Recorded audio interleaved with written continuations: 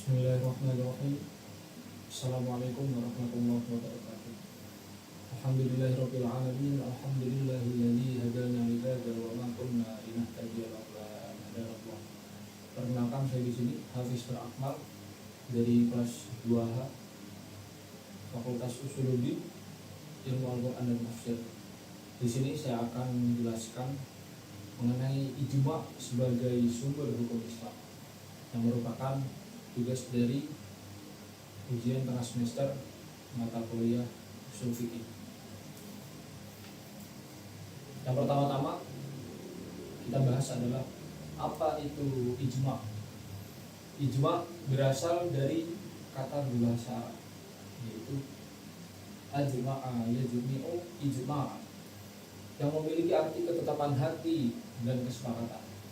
Namun secara istilah ijma memiliki pengertian, yaitu sepakatnya para mujtahid atau para pakar hukum Islam dalam suatu perkara setelah wafatnya Nabi Muhammad SAW. Kemudian dalil-dalil ijma, ada dalil dari Al-Quran. Ya ayyuhalladzina amanu athi'ullaha wa athi'ur rasul wa ulil amri minkum. Ya ayyuhalladzina amanu, wahai orang-orang yang beriman, athi'ullaha, taatlah atau bertakwalah kalian kepada Allah, wa athi'ur rasul, dan bertakwalah kalian terhadap Rasul, wa ulil amri minkum. Pada ayat ini wa ulil amri minkum, yang dimaksud itu adalah ulama. Maka dari itu ayat ini termasuk daripada dalil ijma, yang tadi sudah kita ketahui. Ijma adalah suatu ketetapan para ulama atau para mujtahid. Kemudian ada dalil dari hadis Nabi SAW, inna ummati la tajtami'u ala dhalalah fa idza ra'aitum ikhtilafan fa'alaikum bis-sawadil a'dham. Sesungguhnya umatku tidak akan berkumpul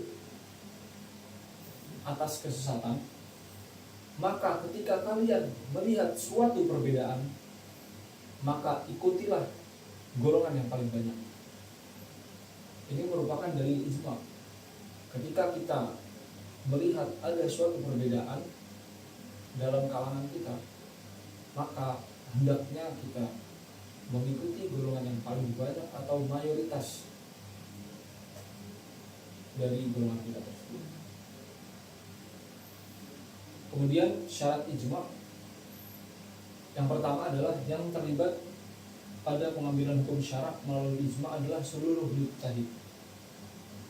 Jadi ketika ijma diadakan, seluruh mujtahid harus ikut pada pengambilan hukum syarak tersebut. Kemudian mujtahid yang terlibat adalah yang berada pada masa itu dan berasal dari berbagai dunia Islam. Jadi ketika diadakannya suatu ijma, mujtahid yang ada dari belahan dunia manapun harus ikut dalam pengambilan hukum tersebut. Selanjutnya adalah kesepakatan tersebut diawali dengan masing-masing mujtahid mengemukakan pandangan atau pendapatnya. Selanjutnya, hukum yang disepakati adalah hukum syarak yang bersifat aktual atau up to date, yang terbaru, istilahnya seperti itu, dan tidak ada hukumnya di dalam Al-Quran dan hadis Nabi SAW. Ijma memiliki bentuk yang bermacam-macam. Yang pertama ada ijma bayani. Ijma bayani adalah kesepakatan para mujtahid dengan pendapat yang tegas atas suatu hukum atau perkara, baik melalui ucapan maupun tulisan. Ijma bayani memiliki nama lain, yaitu ijma syar'i, ijma qauli, dan ijma syar'i. Kemudian yang kedua ada ijma sukuti. Apa yang dimaksud dengan ijma sukuti? Ijma sukuti adalah bentuk ijma di mana sebagian mujtahid berpendapat tentang suatu perkara dan sebagian mujtahid hanya diam, dan diamnya para mujtahid di sini diartikan sebagai tanda persetujuan.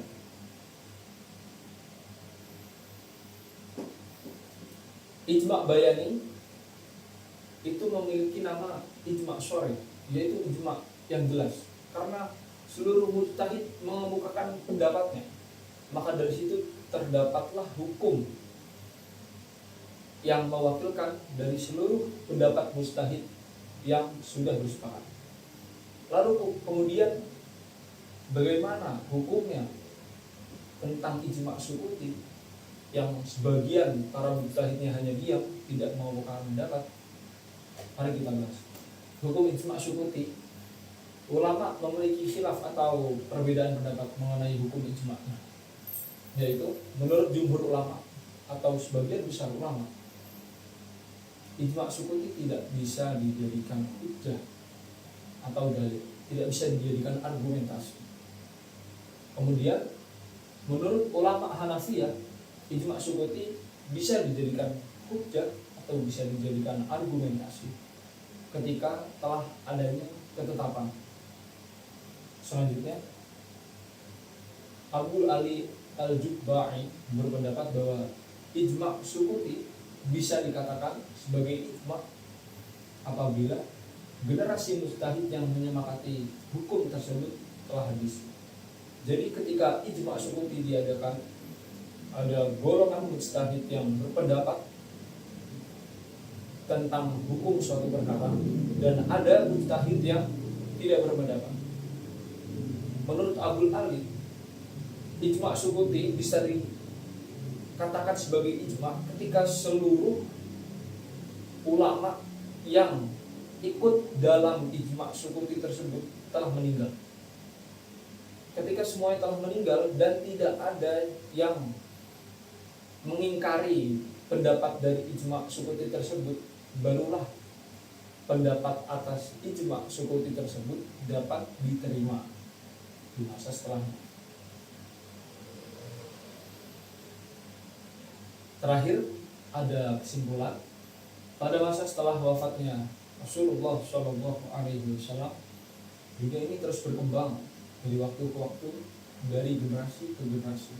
Tentunya wajah keislaman tidak luput dari perkembangan tersebut yang seringkali menimbulkan persoalan atau perkara baru yang belum pernah terjadi sebelumnya.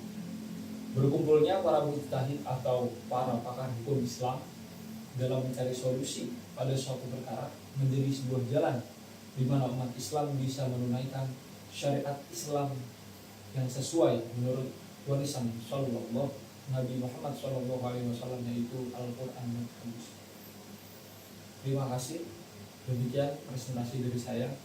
Wallahul muwaffiq ila aqwamit thoriq. Wassalamualaikum warahmatullahi wabarakatuh.